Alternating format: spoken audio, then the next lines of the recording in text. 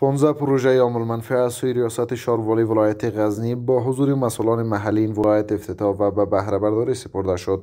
مسئولان ریاست شاروالی ولایت غزنی میگویند این پروژه ها شامل پختکاری 13 کوچه، ساخت یک پل پیاده رو و یک تشناب می باشد که به ارزش 11.3 میلیون افغانی از بودجه انکشافی این ریاست ساخته شده است. مجموعي لګښت د پلو د تشنابو عامه او د 1400 کانکریټ سرکو 11 میلیون افغانۍ مصرف باندې راغلی چې د یو شرکت سږ سرته ورسوله او عملاً چارې پای ته ورسېدې او ګټه اخیستنې ته وسپارل.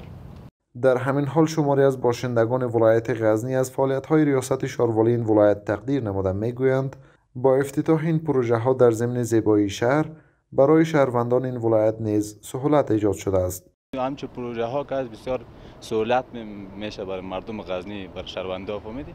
این پلای نزدیک نبود، مردم تریبل شدن نمیدونید، پیاده رو بسیار خوب شده، مردم استفاده میکنه، همه حاضر مردم تریبل میشه. اسلامي امارت چې موږ ډیر خوشاله یو چې پلونه جوړ کړي دي او د ښار باسازي کړي ده او پاینده کې نور هم دې ته دغه لرو چې د ښار پاک سي او ښکلا ورکړي. این در حالی است که چند قبل نیز یک مجتمع آبی و 2 بلاک رهایشی و تجارتی به هزینه بیش از 75 میلیون افغانی از سوی ریاست شاروالی این ولایت افتتاح و به بهره برداری سپرده شد.